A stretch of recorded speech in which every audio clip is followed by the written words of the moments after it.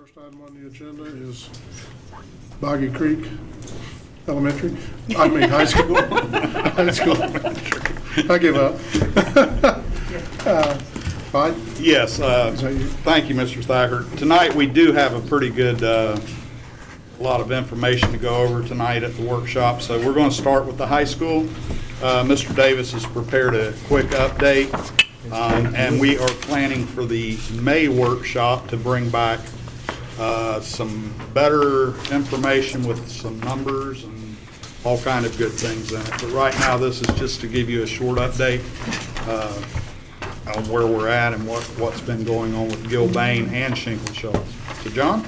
Okay, as Clyde said, well, this is just to give you a snapshot. We're actually between phases. We're just wrapping up the schematic design phase, getting into the design development phase. We have provided the schematic drawings to Gilbane to start giving us a unit price cost estimate. Up until this date, we've been working on square footage cost estimate. The unit price will be much more accurate. They're going to complete their cost estimate tomorrow. It wasn't going to be ready for today. Gilbane. So we're meeting tomorrow with Gilbane to go over their estimate, and we'll have a more precise update for you next time on the budget and the cost estimate for it. But I can share with you that I met with the team yesterday, Gilbane, Shinkle Schultz, as well as our staff, and everybody's committed to getting this to be a wonderful facility that we all want, and with programming that we want at the budget that we have. So we'll be working over the next week or so to get that nailed down. And the other part that is moving forward is the off-site work. Osceola Engineering is wrapping up the drawings now. They're being sent to the water management. I just want to back up for a second, get back to programs for a second, Dr. Pace. And I was going to get what I text you. I was at the National School Board Association conference last week in Boston, and I go to these conferences. I'm looking for something innovative that's going to get kids excited and will really help in some manner. And I emailed you. Here's 3D classroom. Everybody's there to sell something. They've got a trade show floor, unlike the Florida School Board Association, and there's everything from bleachers to buses to security systems, ID systems. I looked for curriculum stuff. I found years ago the portable planetarium, and I was walking through, and there was this guy who had he was doing this thing with DNA. And I'm telling you more about it, and he had a scientist there showing, well, it turns out they've got this 3D classroom technology for science, and he put the glasses on me, and he had the board there. It was really cool, and so I know we want a STEM school. I've never seen anything like it, which is not to say it doesn't exist, but I want to share this with the curriculum staff. I think that's worth following up on. Here's a card from, this is from the scientist. This guy's the scientist who showed it to me. And also, I know we look at the technology, the smart boards and things like that. There was another vendor there, Cuomo, the guy who was with them, I'll give this to you also, he did smart boards. He was with smart boards. He sold his company to them. He was telling me this up front costs more, but you need less equipment. You don't need the projector with this. So the bulb, this lasts longer. It's more expensive, but you don't need everything with it, and that we have now. So there is a cost savings in terms of you just don't need as much stuff. So those are the two things I saw for this school, and anything else we're doing new. It's worth checking from a curriculum durability. When we get our new IT director, he might want to take a look at some of this stuff too to see how durable it is. I just want to share that with you while we're going over this. I'll share it with the team. Thanks, Jay. Sure. And like I said, also Engineering is preparing the plan to submit to water management, which is a 60 to 90-day review period. We also will need to pull a permit through the county because it is off-site work. But with all that said, we're geared to start work, actually start construction in July on the off-site, and then we should be able to start construction on the on-site in October for this year. I got a question about that, John. As we're doing the civil engineering, we're doing the off-site, we're looking at all that stuff. When we rebuilt Osceola and St. Cloud High School, we took care of all the drainage there. I mean, those schools drain great. Celebration High School still has drainage issues from when it was originally built. are we gonna make sure that when this school opens, we're not talking 4 or 5 years down the line about how we're gonna solve the drainage issues? Correct. And I'm not suggesting that we're not, but, that's not a conversation we wanna have later. Correct, no, it'll be done. This has a little advantage over, Celebration is our worst school out there because it's built in a swamp and it's real low. We don't have those issues at this school, so we won't have that. Okay. And plus, I am meeting with John Moody tomorrow afternoon to talk about the Celebration drainage. Well, and in fairness, I mean, OHS and St. Cloud weren't originally built in flood areas either, but over time, granted, those campuses weren't built, as many kids end up there, but they had significant drainage issues, so, okay, so let's do it again. I remember those. And like I said, the offsite package is estimated right now to be about 500,000. And as we get closer on that, we'll update you on the exact cost for that. Does that include like left turn lanes and all that Yes. stuff too? Okay, great. And that was all we had for today on the update. We'll have a much more complete and Workshop. show and tell at the next workshop. Oh, no, we have things on the agenda. Okay. Any Clyde, John? There have been some discussions about the kitchen design at, That's me. did you want to talk about that a little bit? Yeah, I can. So sorry I'm running late, guys. That went faster than I expected. I didn't expect to walk in 4 minutes late and it'd be over. You noticed the last one you were at, it took an hour and a half. Yeah, You were the whole no. time. Maybe. Well, I told Chris to come for 10, but he said we gotta go. will too. It'll probably be good. Real quickly, big thing is, and Ricky, I think you've had some conversations on this in the past as well. Mr. Welch we're speaking of? Yes. Well, not really, but yes. I understand. Look, my opinion on anything that we deal with this school or any school or anything that we do in this district is that we've got to make sure that we're looking at not the way we've done things, but the way we should or we can do things. And we're building the school for the next 40 years, not the last 30 years. And so when I think about the conversations that I've had, and I'm not a kitchen design expert by any stretch, and I've got to rely upon experts in all the areas, Ray included. My concern is that what I'm hearing from the design side of what we should be doing to build a world-class facility that's going to provide the future of what the delivery of education as well as food service in this school should look like, and then what my understanding is that what we're wanting to do from a staff side are different. My job and our job is to figure out what is the right answer and what is the right way for us to do this, and can we save money in the design? Can we shrink some square footage? Can we utilize new equipment or technology, or an approach to preparing and delivering food service? It's not only going to be more efficient, but also a better quality for our students. So that's kind of where I'm at. I'm needing to know where staff is at on this, what direction you guys are want to go in, where the design's at, where the architect is at, so on and so forth, because what I'm hearing is that we need to be looking at a new way of doing things.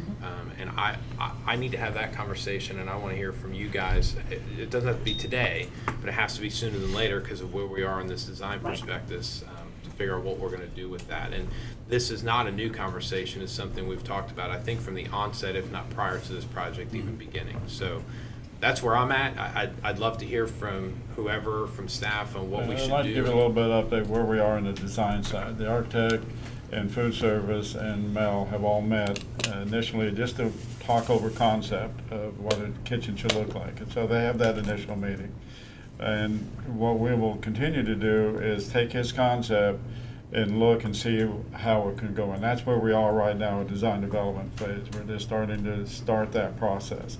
So as we go through, we can look at, compare what we've been doing, what Mel's seeing that he would like to see here, and seeing if maybe if we may not be able to do the full thing he wants to do because of cost, but we might be able to implement a portion of it and see how it works, because we would like to think out of the box too and try to get something creative.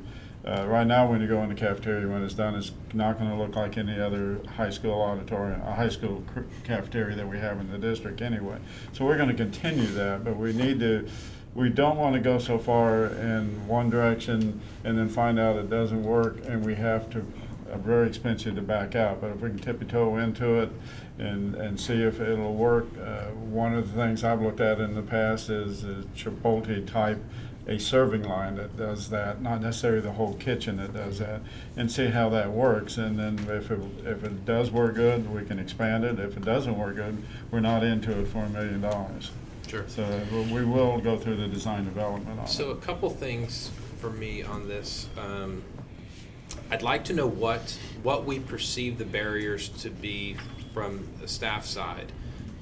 Design, cost, food service, all of these components. What are our concerns? Because thus far, I don't know. I mean, like I haven't heard anything, or we haven't had a conversation that I'm aware of at a workshop yet to say, hey, we were going down this road and here's what the barriers are. Our staffing costs will go up, or our food service costs, or it's a new approach, or new hours, whatever. I don't know what those are at this point. So I would want to know that so that I and hopefully we can have some dialogue around that. The other thing is when I was with Mel about a month ago, I guess at this point, him and I had a conversation. And I was trying to wrap my head around what it is that he's actually talking about. Okay, what is this thing gonna be? Yeah, what is it gonna be? How does it work? It's all about rethermalization. It is. It is.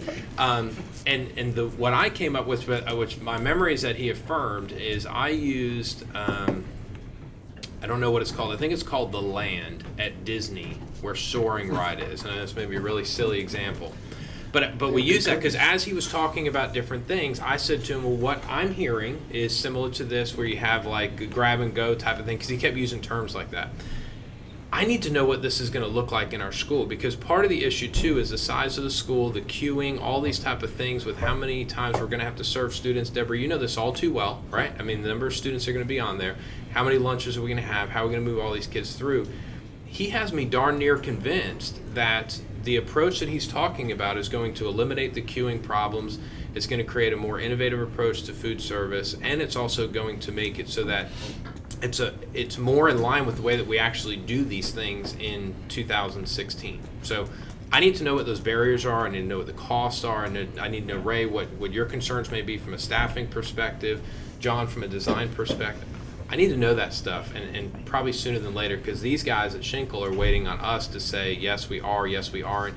My opinion would be that they're probably in a difficult place right now because they've got at least one board member saying, hold on, staff saying do this, designer saying another thing, and they're probably sitting and saying, what do we do at this point?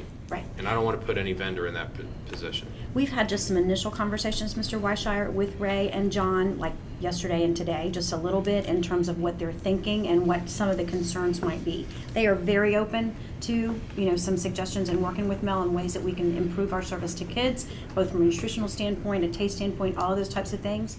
At the same time, we are talking about 3,000 kids. Right. And many of our high schools are going to a one lunch model, which 3,000 kids, that's crazy. it has some tremendous advantages in terms of treating kids like responsible young people who make good decisions and take advantage of some of that time for tutoring, some of that time for club activities, some of that time to eat. It really is a very good concept in some respects if it will work logistically. Right. But it creates some real challenges with food service, particularly with the types of guidelines that we're under, and with the fact that she's an enterprise operation. The district provides no additional dollars to our food service piece. It's all generated by the money she brings in and the efficient way that she uses folks. Sure. One of the little ovens that they use, for example, at Wawa, because we're using it over at the patio by Alco and the professional development office, is $10,000. So if you start talking about one of those at every station, that adds up quickly, as opposed to a bigger oven, which is what we're currently using in our other kitchens, where you have one of those for $37,000 times 8 times 10 or whatever it is. But we are very willing to consider and talk about that, and we'll try to put together something more formal for you. I think what we've kind of reached an idea about is that perhaps, for example, this cafeteria, from what I understand, is going to have like an internet bar type thing where kids can plug in their electronic devices, charge them up, kind of cool lighting, cool seating. That might have a different station with a different approach to see how it works from a legitimate approach, have some traditional lines to serve the kinds of meals that we're required to serve from a federal standpoint, and make it, like they've said, kind of a hybrid. But we're still exploring those types of things. Sure. But we do have some concerns from a logistical standpoint, operationally over time, the concept as Mel has currently described it. What was interesting to me about Mr. Welch's concept was that, because this kitchen in the end will be designed to serve not just 3,000 kids, but 4,500 Right. essentially. And that was the interesting piece of when Mr. Welch and I have sat down, was that you can do that in this one kitchen if it's designed right. so he says, I don't know. Well, and we're currently doing that like in the Liberty Kitchen, because they're serving Liberty High School and two charter schools out of the same Okay, kitchen. okay. So we do it throughout the district already. And I think it's a smart approach. I think we need to get more and more there. I mean, at some point we're going to become more mobile in how we deal with these things and using one site to serve multiple locations and recapturing some square footage down the line. So, and I don't know if I'm alone on this. Tell me. I don't know. If No, I am. agree. Okay. I want to hear the All right. answer because I want to hear the answer, Yeah. one way or the other. It's been a 5-year conversation for me. We're And all we're at a yes. point to where It's I a would- 5-year one for me too. Yeah, and that's Long before I was even. It's a 14-year conversation for me. Yes. Okay. So Yeah. to that end, though, I'll say, first off, we're not building a Marriott or a Hyatt. Let's get that out of the way. I mean, those are the kind of companies that get a kitchen consultant because their budget is not like our budget. They can spend what they got to spend. Sure. So the question I've got is, I mean, of all the schools that are built in the state of Florida, elementary, middle, high school, how many of them had that extra layer of consultant that then you've got to pay on top of that? And is it really needed? I mean, years ago, I don't know if you were a principal or district administrator at that point, but we had somebody come in telling us when we were building Zenith how we could make all this money, how we could do that. And I'm thinking, if this guy says how we're going to make money off our kids one more time, I'm going to throw something at him. And so the point I want to make is, looking at stuff new is great. My interest as a board member with this school, I want to know we got the most innovative programs. I want to know kids are ready for college and careers. I want it to be an A school. Anything on top of that we can do is great, but that's where the emphasis needs to be. And those dollars, if we can save money and do something different, that's great. I want to see stuff go into the classroom, instructional technology, programs. I want to see innovation, because these kids, these kids this age, you can make the most innovative kitchen. They still like mac and cheese, chicken fingers, and pizza. Well, it's not about what it's about getting 4,000 mac and cheeses out as opposed to 2,000.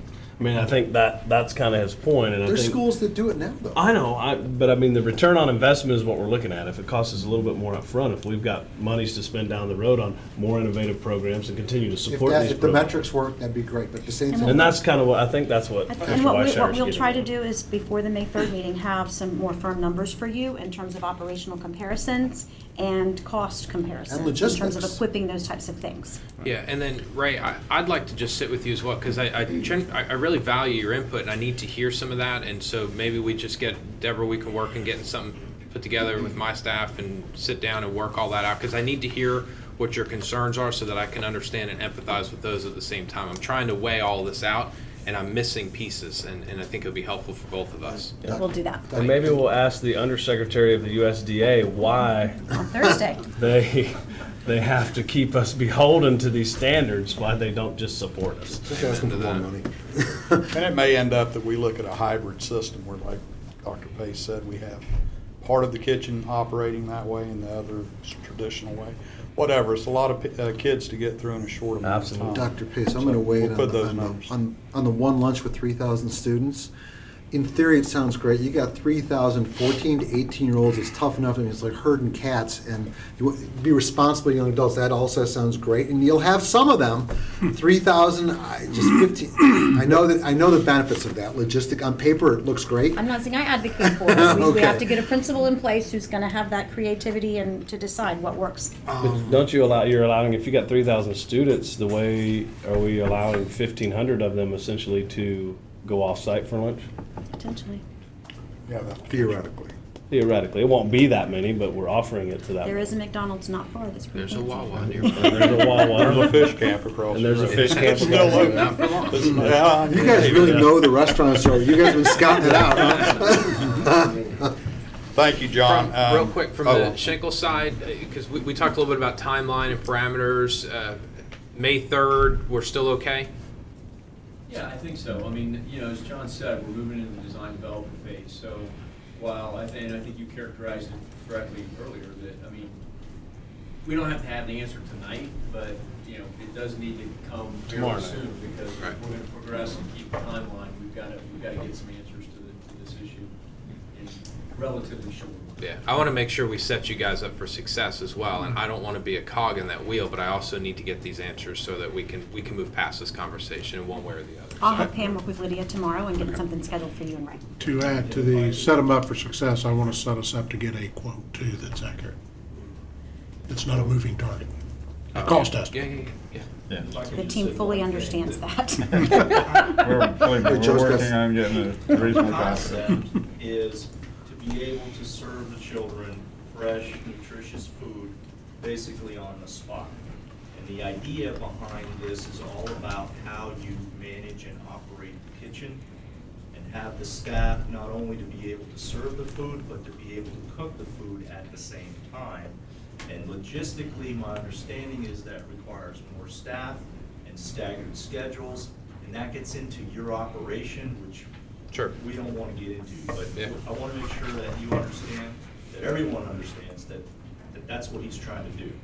He's trying to give the children fresh, hot food right there on the spot, as opposed to, you know, cooking it in the morning, putting it in the warming ovens, and then serving it. Okay. That's the whole Yep. modality of this.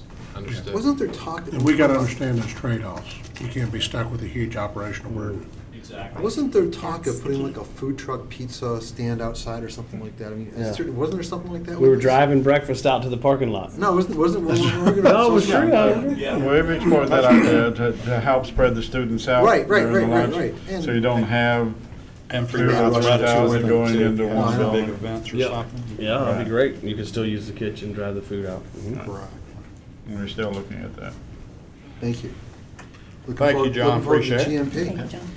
Board, any other questions on high school before we move to item 2? And like I mentioned, the May workshop, we will have those numbers and a lot of information. Nothing No, to we'll rush. just Yeah. only have that. Okay, Rhonda and Jason, please. Board, we have to update our facilities list that we submit to DOE. At the last time that we did that, the board had mentioned that they would like to be involved in that entire process. Past boards have not really cared to be a part of it.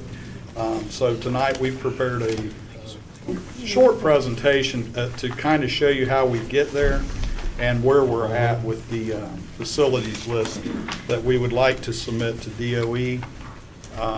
And basically, the bottom line is what the capacity of those schools would Is look this the like. fish report? It's not, this is. This is It'll be facilities the facilities list, list, part of your 5-year plan Capital survey. yes.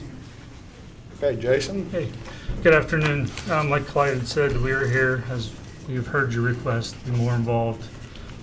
This is the first step of what our future schools will look like, or future school prototypes will look like, at least over the next 5 years until the educational plan survey is up for renewal again. Just a little background for some of you. The 5-year educational plan survey, it's a form of educational plan survey which is required per Florida statute per section 101331. It is conducted every 5 years. It can be updated periodically throughout the years when administration or additional construction items are needed that are not on the original list. Those updates are called spot surveys, which our department handles. Educational plan survey is the systematic study of the present educational and ancillary plans and is the determination of future needs to provide any and appropriate educational programs and services for the students. Our educational plan survey is coming due in June 2017, so we're a little bit a year ahead of time, but we need to get to a long process. The facilities list that we are presenting tonight and its associated prototype school size is required as part of this submittal for the educational plan survey. All new recommended prototypes, sizes, and facilities lists have been developed through a joint effort between SDOC staff, district administration and curriculum, Dr. Hicks, Mr. Allen, elementary curriculum team, and CT, Ms. Pinkston are all involved in their teams. We started this process back in September of 2015 when we had a kickoff meeting with our committee. We sat down, went over the existing prototypes, told them to go back, go over with their teams, get a subcommittee of people in the know, people in the schools, people in their on their staffs, And then come back in December of 2015 with some suggestions. Since then, we've had individual meetings with Dr. Hicks, Mr. Allen, on things and how we can get them to the sizes that they're looking for. Now, one thing to keep in mind is if and when we ever get capital CODS money, when you're looking at your prototype sizes, you don't want to make them too big, because when we request to build a new school with capital money, the Department of Education will take our current COFTI, subtract it from our 5-year projected COFTI. That difference, if it's not enough to fill one of our prototype size schools, then they may deny us the use of that money. And then we'd have to build a wing or find some other way to house the students. The 2017 facility list increased the student stations for middle and high schools. The facilities list for elementary, K-8, combination schools remain the same, and we'll go through them. If you open your packets up to the first page, is your elementary prototype. Currently, it is at 948 student stations, and your recommendation from the elementary curriculum team was to remain at 948 student stations. And that next page, past the tab there, this is what we'll actually be submitting to you for approval down the line. This is just the first step to get feedback from you. This will be the official form that we submit to you, just to give you an idea of what you'll be looking at once we submit it. The combination school, again, is going to remain the same. If you look at the combination school K-8, it's 1,415 student stations with a student capacity of 1,274. Again, that will remain the same. If you flip to the middle school, the middle school is going to increase slightly. It's going to raise by 119 student stations from the 1,295 to 1,414. We increased this because of the need for additional ESE stations. If you look at the bottom of the first page, you'll see the summary of changes. We added 1 ESE part-time, 2 ESE full-time classrooms, removed science labs and added 2 science demo labs in their place. Mr. Allen had stated that science demo labs are more widely used than actual full science labs at the middle school level. So we took out the labs and added science demo labs. And that was a wash for student stations. We also added 2 additional science demo labs. So they have, I believe it was, Mr. Allen, if I'm correct, 2 per grade level. So that's why we increased the science demo labs by 2. And then the natural pro DOE calculations, once you go over a certain amount of student stations, the 1341 student station threshold, you automatically jump from 120 student stations in the gymnasium to 160. So it just automatically calculates that for you. Senior high. Originally, the high school prototype team was planning on leaving the high school prototype with 2,147 student stations. After a conversation with Dr. Pace, it was recommended that we increase that number. So we've increased it to 2,502 with a capacity of 2,377. By adding 8 senior high classrooms, 2 skills labs, 2 ESC full-time rooms. We removed the ESC part-time classroom, added 2 science demo classrooms, and added 2 science labs to the prototype. That brings us up to the 2,502 student stations.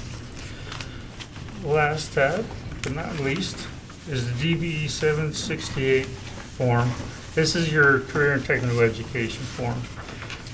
We met with Dr. Hicks, Ms. Pinkston, Mr. Burdett, Jeanette Eddy, and Beth Ratty, and put together we went through the list, looked at what we're currently offering, looked at what programs we would like to offer in the future, and if they were on our list. And I believe I talked to Mr. Burdett, we have added 2 that were not on our current list, and we have letters of support from the Regional Workforce Board for those. And finally,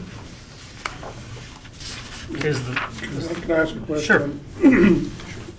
Which two did you add? I guess. Tico wanted to add plumbing and barbering. Okay. Plumbing and, Barbering? Hair barber? Hair. okay. I just wanted to make sure. That, good. I don't have any problem with that, but are we talking to any of these people with the sensor project, with ICMAR, or any of those people about what they may need, or people in Medical City about what they may need in here to make sure we're adding stuff to support them or not? Or is that, maybe it's already here, I don't know. It's not. I attended the GoPet meeting earlier this week and had an opportunity to kind of hear from the county, the cities, about kind of where they're headed in terms of the career fields they think they're bringing in. And I've tasked Ms. Pinkston, Dr. Yates, and their teams with following up and doing some additional research on what those jobs that we could potentially start to develop programs for will be. And that'll be something that we'll be looking at as a part of our strategic planning process, you know, even over the next 2 to 3 years. Because I think it needs to be a discussion that we have not just internally with looking at our high school programs in TICO, but also in partnership with Valencia. We don't want to replicate the things that they're doing. We want to try to build pathways toward that, but it's going to take a little bit more longer term discussion. Valencia was part of my question. How do we want Valencia replicating what we're doing? It's going, It's a partnership. We're going it's, to complement. he took the words out of my mouth, but it's to make sure that as we move forward, we really have our ducks in a row on what we think is appropriate for us, and that we are taking a position on And- that. The sensors are obviously part of it. Photonics is another part. They're talking about some plastics Mhm. potentially coming in to the area, as well as the smart textiles. And I don't know Yep. what those career fields are, so I've asked them to start researching that. Sure. Okay. Just want to make If I sure. could add that, when we initially did the high school plan, we took the input from ICARM and the farm. That's why we did the double engineering classes and things like that. Right. Because that's what they recommended, so that's what we started with. Right. yeah, and please keep in mind, this is a starting point. We can modify and update this as needed. In the future, when we come across something that's needed. Just for understanding, I'm looking at, in that section, the DVE 768, Mhm. the TICO, I see, I understand that. The secondary programs are embedded within the high schools is what I'm understanding. It could be, well, they all say page 4. Page 2. You can go anywhere. I'm at the Page bottom 4. of page 4, Oh, you're whichever looking- section this is. Yeah. The non-job preparatory programs, NJP. What is that?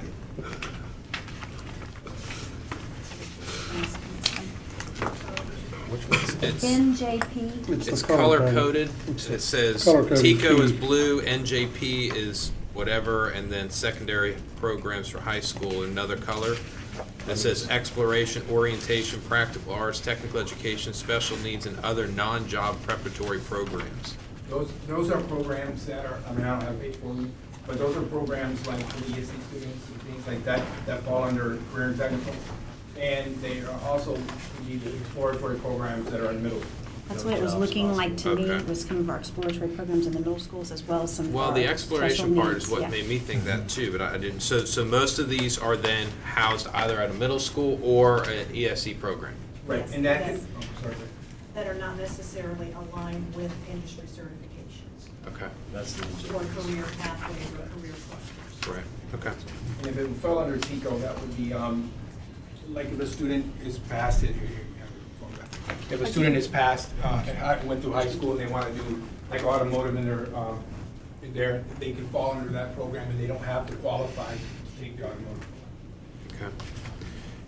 Not to digress from what we're really here to discuss, but while we're talking about this, one thing, I don't know how the board feels, I would benefit from having a workshop and discussing and getting a good overview of CTE, all of these components, what we're doing, how we're looking at what programs we do and don't offer at TICO, these NJPs, what they are, the CTE stuff, Belinda, that you guys work on, and just getting, I know, I don't know if it comes from your department or Dana's, I typically get it from Dana, but the overview, the matrix of what schools have what programs and where they are so that everyone knows what their choice options look like. But I think to what Clarence was talking about earlier, as we think about the next phase of Osceola County and what we're doing to make sure that we're capturing what those needs really are and are going to look like, I think this board would benefit, as well as superintendent, from just having a good overview. What are we doing? What shouldn't we be doing? Is there a program that's maybe tired at this point? Is there a program that we keep in place because the financial component helps backstop some of the other parts that are making sure that we can provide some of the more expensive programs at TICO? I know there's a balancing act from the budget side on that. I'd benefit, I don't know if the rest of the board would, I'd benefit from getting a good overview of what these programs are, what we're offering, why, when, and what I we're would gonna add do. to that a big piece to tie into your why and when, because I think eventually we're going to get some push, whether what we should be doing versus Valencia. And I think I think it's important we have our strategy and a plan on why we're where we're at, what we're doing. So it's That's kind of the same page. What I would potentially ask is that we maybe look at 6 to 8 weeks out to give me a chance to really start working with this team, have those conversations with folks in the community, and get a better sense of what I believe I would recommend There's no to the rush on board in my terms part. of our strategy moving forward. But I absolutely support that idea, and we'd be glad to. So everybody's available next Tuesday for this Yeah. workshop? Let's do it tomorrow afternoon. Dr. Pace, relative to what you were just saying, I'd like to know, out of the programs that we currently have, how successful those are at getting students placed into where they need to be. If we got something that's not working, it's not working. If we got something that's working really well, then maybe we blow it up and we make it bigger. Yeah, I'm really anxious to see our 15-16 industry certification results and kind of see where those things are, as well as our career placement. I will tell you that currently career placement out of our TICO programs is very high. It's about over 90%. But TICO's one school. But TICO's one school. Right. We've got to continue to work on that and look to the future for the types of jobs this community is going to be calling for to meet the needs of the new industries. But then on top of that, there's going to be a certain number of students who are successful in that area or successful in getting into college. Those ones that are not in either one, how do we reach those students and what's the right fit for them? Because we're talking right now about good kids, which is not to say the other ones aren't, but they're focused, they're motivated, they know where they're going, know why they're doing it. There's another group, though, that for whatever reason, we need to try to capture them and figure out what's going to motivate them, what's going to be successful for them long-term also, that we can keep them focused on. Yeah, so from a career readiness and an economic development standpoint, the work that you guys do is so incredibly important. We talk about college ready, which obviously is a key component of what we work on, but let's be honest, there's a lot of kids going to college, getting strapped down with $100,000 worth of debt, not getting jobs, and not being able to do anything. And so this becomes a very important leg of this stool that we're working on. I want to know how we can support it more and be more strategic in how we approach the development of it. So. Absolutely. And also keep in mind that there's a movement afoot to kind of like almost avoid college, where students are getting credit edu-block segments or pieces based on the different things that they do. It could be from reading a book. It's a way, there's some push to find a way around the $100,000 to $300,000 college debt, but people still get credit for certain things they've done along the way. And I don't know if that's going to take foot or not. The tracking mechanism for that, by the way, is the same technology that Bitcoin is using. So I don't know if that's going to catch on. Bitcoin so far is up in the next best thing for 5 years. So. No, you're right. And I know like Kaplan University does that. I mean, you can submit resume and work experience and all types of things and offset for some college credit courses and things like that. So, yeah. Board, if you would, just one moment, and Jason can go over this real quick, but on the very last page of your booklet is a summary sheet, and it shows you the different grade configurations and whether or not we change and what the change would be. And, just collectively as a board, we would like some input, or if you have any questions or concerns about this. I think it's very important to understand the process that the team went through, and it was a very collaborative effort with all of our curriculum folks having this. We put the information together, they provided it. So it's truly a curriculum-driven. I've got a question. Clyde, you bring up a great point. I've got a question. You look at the high school. Yes. 2017 recommended prototype school size. We're building a 3,000 student station high school, so I'm just wondering why that number is 2,502. I mean, is that would be if the is that in a state was- perfect world? If they were giving us money. Okay, so we would maybe I'll let John explain that a little He- more, but No, we I would- understand. Jason we would explained it try to- in his Yeah. comments earlier, why Right. we set it a little lower than what we're gonna Right. build. Right, it's when it comes to capital and CO and DS money, and they compare our COFT, current COFT to our future COFT, they decide whether we can fill that school. So we don't want to set it too high. I understand, okay. Yeah, my question was the exact opposite of Jay's. Right. Based on that, why are we raising it 355? Because we need the student station. I know we need, no, but we can build more, but it gets you, when you Play the get, game. Yeah. right. Or you're saying, why don't we lower it? I'm saying, why, if we're keeping them under kind of what we're building, so it gives us wiggle room as we grow, why would we raise it at all? Most of our average schools, if you look at OHS and you look at St. Cloud High, they were the Harmony and Celebrations, which were the 21s, and we've brought them all up to 25. So 25 really seems to be our new norm. And another way to think about going too low is then you start building 2 auditoriums instead of 1 and 2 kitchens instead of 1. So I think you can go too low and you have to build all those amenities. So it is kind of looking, and keep in mind, we can But we always know we're build not gonna lower or build too many larger. schools with 2,500, so you're not gonna build them that low anyway. But I guess where I'm looking at, if growth slows, which has happened here in the past at some point, and, 2,500, 2,400 kids is a lot to have sitting around without a place to build a new school. Do you continue to build 3,000 station school in the future? I guess you can always change it. I was gonna say, and this can be revised and Okay. updated on a Absolutely. regular And basis. that's why we're here for input. Okay. We just felt like this kind of represented our more normal norm I mean, this is now. way over my head, if you don't And also, I'd like to, we're currently working on the urban prototype schools. Yeah. And we'll be adding them to this, and they'll probably be a little lower in number because of the smaller site forms. So we will have those for next year's update to this. Couple questions. Some of this, I think, is also coming out of the conversation we had 6, 8, 10 weeks ago where the board said, it said like our schools are 2,100 student stations for high schools because that's what the board has always wanted. And we said, well, we never said we wanted that. So I'm assuming part of this is coming from that. It is. This is more of a compliance component that we have to generate this and submit to the state, right? And then to your point, Dr. Pace, we can amend this at any point in time. We're not bound to this, You can right? amend it. So we could build a 2,100 student station high school if we wanted, or a 3,500 student, whatever range we wanted to. Because your current prototype is 2148, but you're building at 3,000. So you kind of want to see what your norm is, and then you can always build higher or lower to meet the needs of a specific That community. would be if we're I don't getting really want to state get into it, dollars, it makes me right? wonder why I'm doing this. The state, if we were getting state capital dollars to build a new high school, we would need to follow our facility list. Yes. Okay, The if we're FAA using survey. local money to build schools, they don't really have a lot to say about what size we build it, so that's why we're at. Okay, that's a good distinction. See what I'm saying? Yes. Used to, I say 10 years ago, we were seeing some state dollars that But we helped. are seeing some state dollars now, we just got 4 million. Yeah. That's correct. That's correct. So we need- Mhm. But we made the point build a when kitchen. we were in Representative Fresden's office to make sure he 6 knew that we built our schools at the cap or below. Yes. Because I know that's been a sticking point for him and some of the folks on his team is that there's been some districts spending, and I know some of the numbers don't match because they were cafeterias or auditoriums and they were But just they were spending money. They were really, really high. And we're spending at or below that state cap.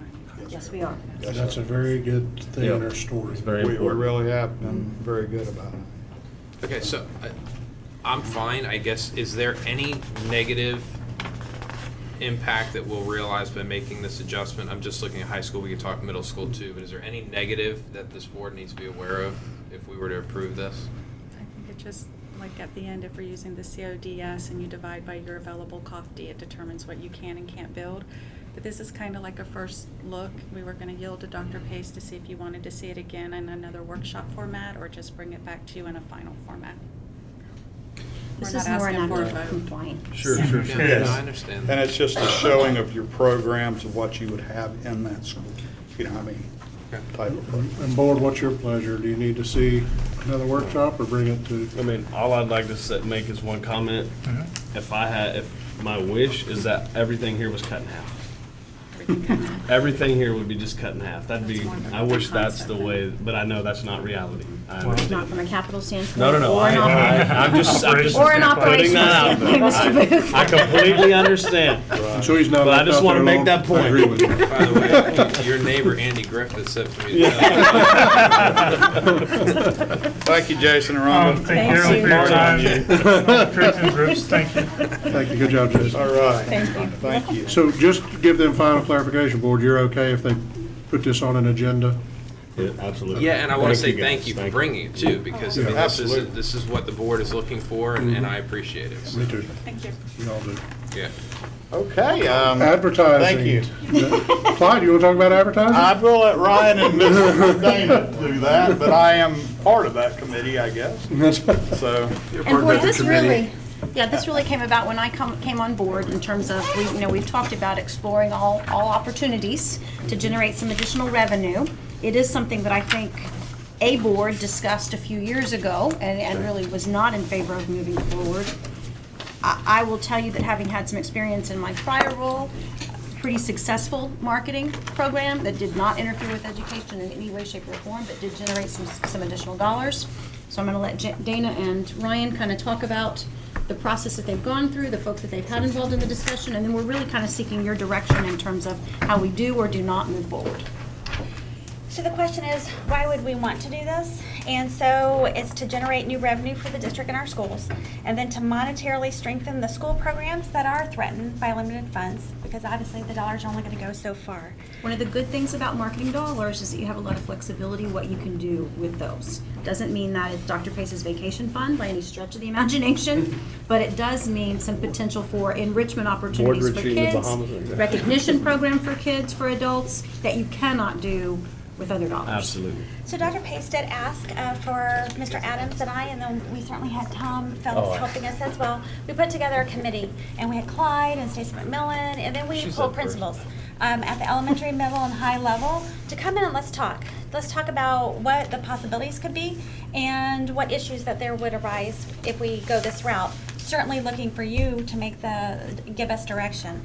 Opportunities exist with athletics, the web and digital platforms, our printed publications, buildings if you want to go that far, and then certainly lots of different school items that can be bundled together and for the marketing. Visitor parking signs. Correct. Lanyards, planners. I mean, there is a host of opportunities there. The committee was enthusiastic. They were encouraged by the opportunity. There were some things that we talked about. And Who was your committee again, Dana? we had district folks. We had Tom Phelps, we had Clyde Wells, we had Stacey McMillan. Was Jim Bird part of it? Yeah, I was going to say, anybody from the school? Jim Bird is the guy. We had principals. We had Okay. principals Okay. at From every each level Okay. with us as well. We did not have Mr. Bird on our committee. So there were some initial considerations and things, if we go this route, here are some things that we do need to consider. What types of messages or ads would be acceptable? I mean, there's, product ads, but then there's also, it could be motivational messages to children and to students. Whether to go in-house or with a third-party contract for the advertising support and sales. What value should be placed on our assets? Is it based, in Ryan's realm, should it be based on per game average attendance, the number of students? What are we going to base our assets on? What percentage of the revenue is shared with schools? 100%? Do we cover cost? That would be a decision as well. What specific causes or programs are we going to dedicate the revenues towards? Sports and arts enhancements programs, teacher mini grants, curriculum enhancements. That would be something that this board, I think, would need to give some direction. What changes, if any, are going to be necessary to our school board rules? And then finally, how will this impact our local business partnership program? We certainly have a very strong program that we do not want to impact the businesses here in Osceola County giving to our schools. We want to enhance, we don't want to take away. And so how would that play into it as well? So does that mean we're talking more about national type sponsors Correct. and not local? Okay, so the schools would still have We're not going to Fabulous come in. barbecue up on the sign? Correct. With the, That would be their money there? Okay. there's no intent to to take away from anything that the schools are currently doing. Okay, that's what I was trying to see. We want to go Sell more national. Coca-Cola there and Coca-Cola there. Right. Right. I've got an idea with this. First off, since I've been the president of the Booster Club at Celebration High School, I've had Nike, Adidas, Under Armour. Suddenly, they're all interested in. There's some people that we probably need to. The point I want to make is that until we commit, and these are great questions, why don't we just do an RFI, a request for information, send it to advertising agencies, send it to, and I know the contacts over with Nike and Under, send it to them, see what they send us back. I mean, but in terms of what we spend the money on, that's like deciding how you're going to split the treasure before you have the treasure. I mean, so we're getting ahead of you don't want to think about it, but I think people who do this, and to your point, Dr. Pace, you may know some school leaders, places that are doing some of this stuff, and we get their contacts, but instead of trying to figure out, let's see what comes back.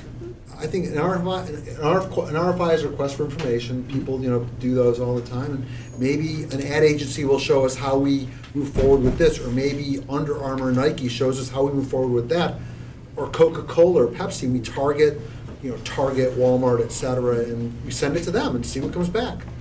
And I think Jay brings up a great point. I don't want, sorry, Tim, I don't want, I'll just make a quick point. I wouldn't want Celebration Booster Club or Celebration High School making a contract with Nike by themselves, to be honest, as a school board. And we haven't. Yeah. Right. Tim?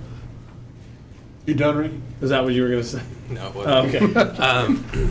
I'm all in, and I know what you're looking for is just some direction right now. Is this board favorable towards it? This board member is very favorable towards it. We've talked about that before. We have to understand, we've talked about the number of buses we have on the road, the number of the amount of square footage we have around this district, the number of facilities that we have, the number of residents and constituents that we interact with. That is a large pool of people and opportunity that's sitting at our doorstep. And I'm of the opinion that a smart board and district will look at all of these opportunities and figure out how we can capitalize on everything we can. Because Jay's pointed this out a number of times, is we have this much money and this much need, right? That's your little thing. I do more eloquently, but it's... Yeah, maybe you think so. But we have to look at these things. So for me, I'm all in. Yes, we have to figure out what type of messaging. I know we've had some conversation in the past with Mr. Brown and some board meetings about what is and what isn't allowed. We talked about some of the athletic sponsorships and banners and signs and those type of things.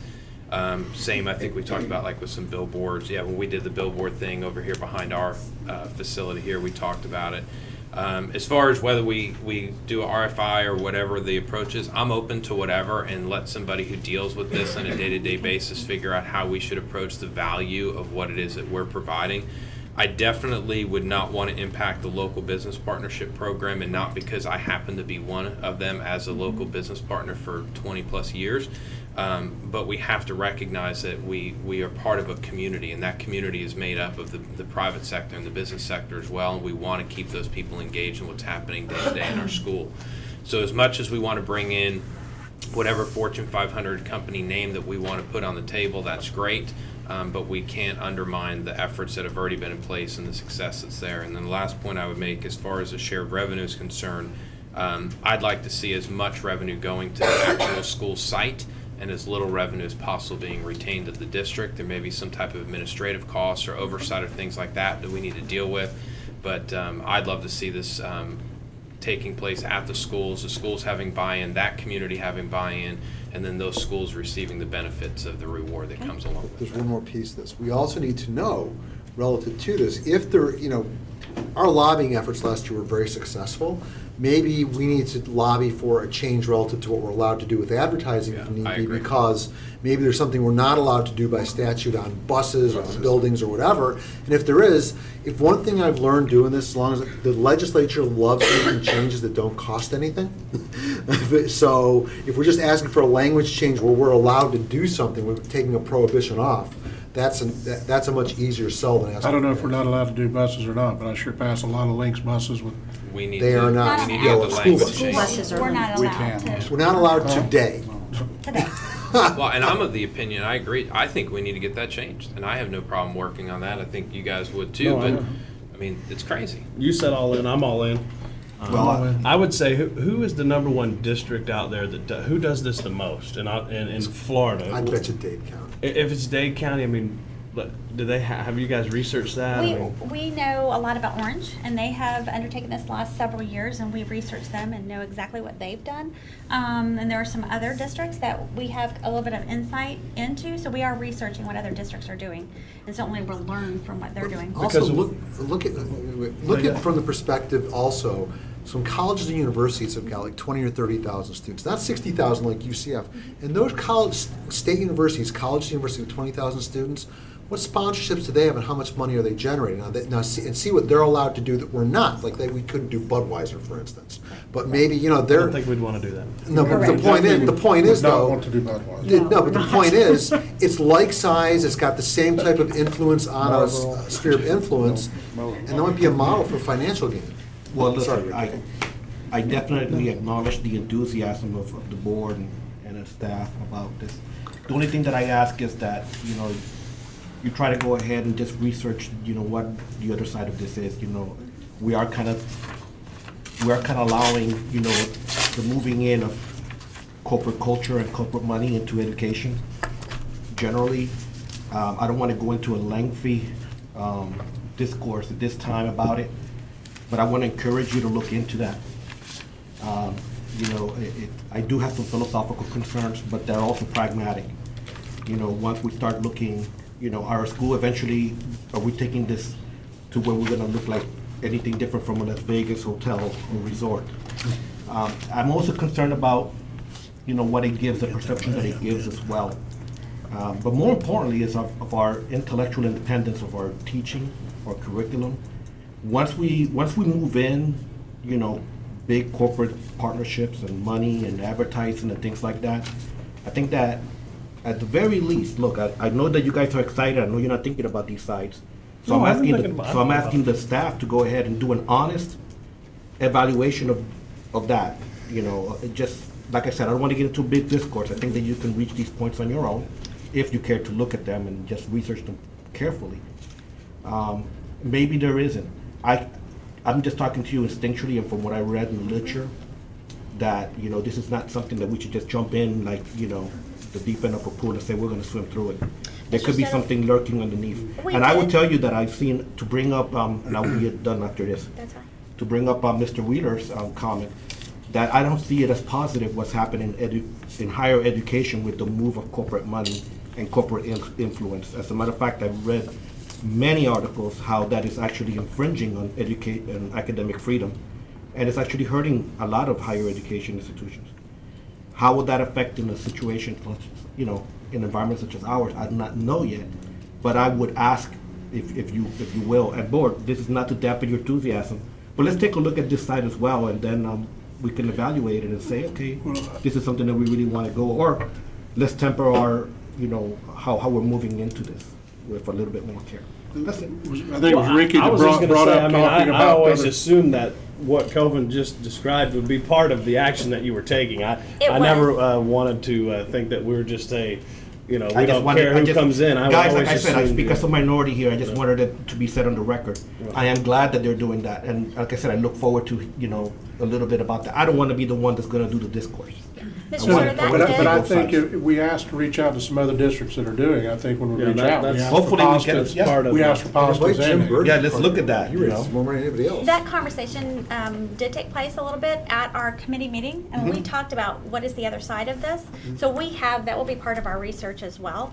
And the conversation of what we're going to use the money for, we felt would be very important for parents in our community to know of why and what we're using this money for is an important part of that, and that came up in the conversation, but we will continue to have those conversations and research exactly what you're saying. And I can assure you, they will not be, if we decide to move forward with these kinds of efforts, it's not going to be messages targeted directly to students or to kids. It's not like we're putting signs in the children's bathrooms, advertising Target or whatever it is. We'll be looking at other As far as what to use the money for, one thing that I know just about every middle school and every high school could use is an activity bus. We've got so many students who would like to participate in band, drama, student government, athletics, but if they don't catch that bus home, there's no way that they can participate.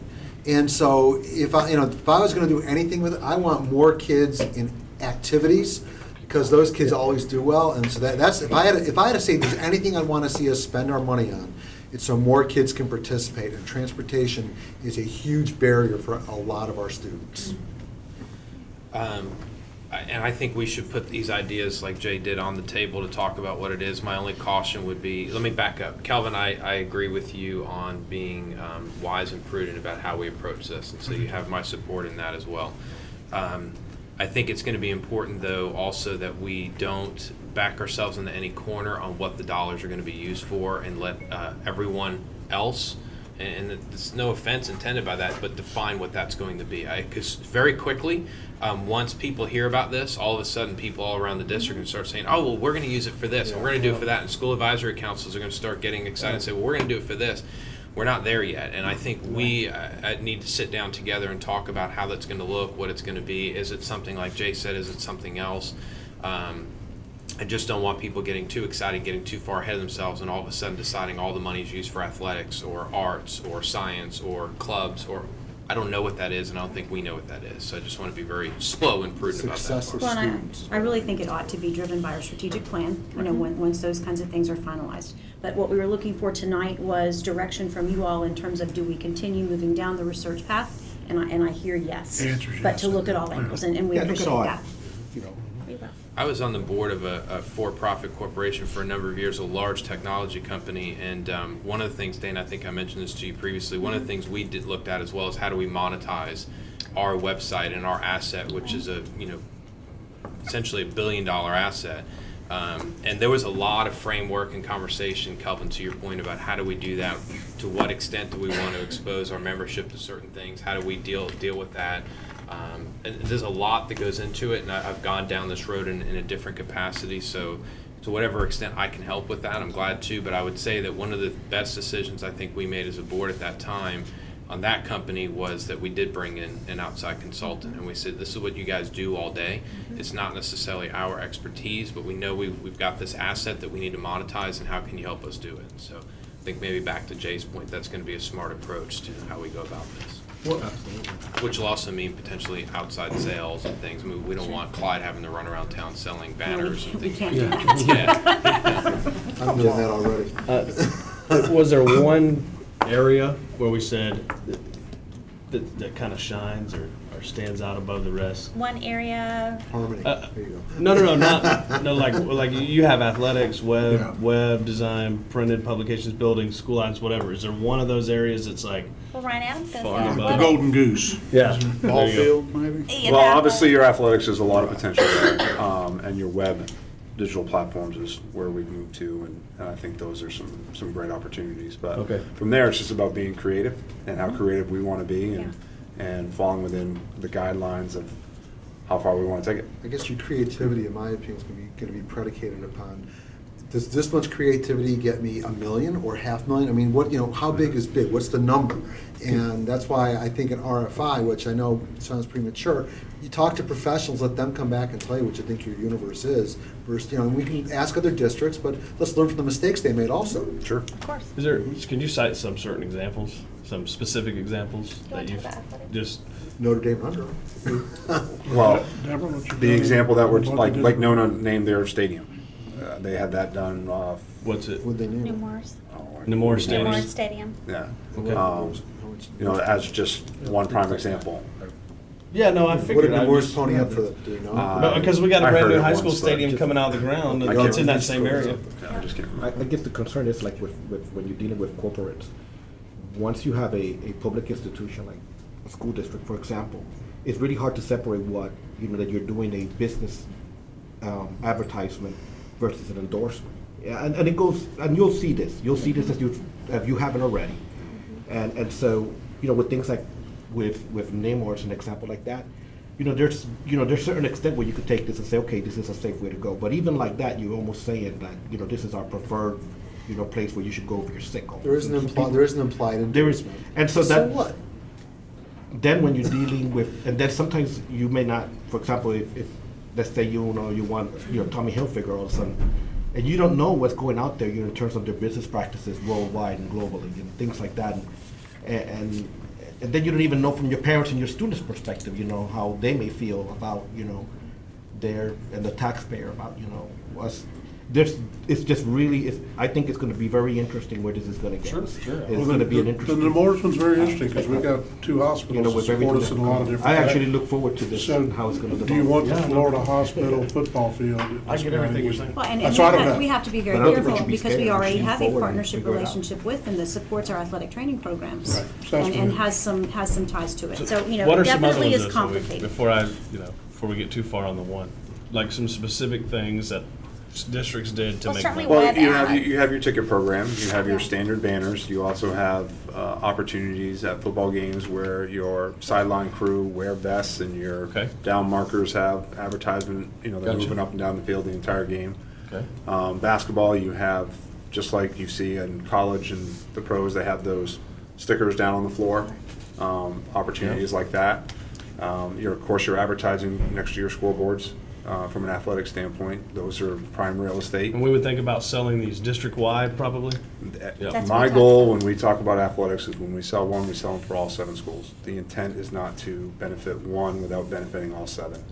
But outside of athletics, you have Yeah. things like the district website, you have district newsletters. So what do we- Visitor parking, Fences on the way into the Spots, schools. I mean, planners. there's- The front of all the planners. What specifically can we put on a district, like, what is something that Orange County advertises on their website if they do that, or whatever district does it? I'd like to know. Well, Just, if you can just think of any off the top of your head. Beef, it's what's for dinner.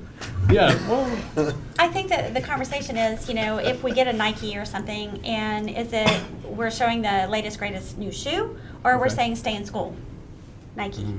right? Yeah. So Just do it. is it a motivational message, or are we going to allow, products? If we get, a restaurant, do we want to show and say, make a rule that they have to show the healthy options? Can they show food, or are we going to say, a motivational message of some type to the Or students? Red Lobster for the seafood lover in you. It This comes is a down to marketing campaign. No, messaging. that's what they do. It That's sounds to me we're gonna Coca-Cola get this so full of J every complicated, time nobody's we're gonna doing fit. yeah, and well, That's why that's you're an my worry, because, I think at this point in time, Yeah. we obviously have more research to do, Right. more Yeah, groundwork to lay. I was just and then wondering we'll if be you back knew to the any board. right off the But top of your We wanted head. your input before we Well- went any further on, yes, look into it, no, don't. I say do an RFI, see what the pros say. 2 things. Number one, motivational messages actually end up creating greater revenue than just selling your actual product anyway, and even campaigns know that. And if you look at even the presidential cycle, the last 2 cycles, not the current crazy one, the ones that had the motivational messages were the ones that got the greatest response from people. So we can do that, and they work well, and the companies that we're talking about will get that. Right. They don't have to put a picture of a sneaker. Right. They can figure out something to say, keep active Nike or whatever. People know what Nike does. The question I had though is, Debbie, when we do like performances at the high schools and everything like that, we don't ever really have any sponsors for those, do we? Like, The only thing, if they do a program, like if you go to a play, they will sell ads in their program Right. to help support. but we don't have like the big screens and say, Grease brought to you by Florida Hospital, Osceola or something like that. Not currently. Yeah, well, no, that's another, because you think about, obviously football games capture people, basketball games are moderate, the performances have a large attendance and a large following, and that's a great opportunity there as well. Yes. Okay. I'm all in. I think, Kelvin, your point about being wise, I support, but I think at the same time, I think at the end of all this, we're going to find that the revenue that we can generate that will help support what we're trying to accomplish as a whole is going to be very well worth it. Thank you. Thank So you have the direction you need We from do. us? Thank you, Dana. Thank you, Ryan. Thank you. Thank you. Is there anything else, board? If not, we will adjourn the workshop. I'm good. We are adjourned. Thank you. Thank you. Thank you guys. The kids are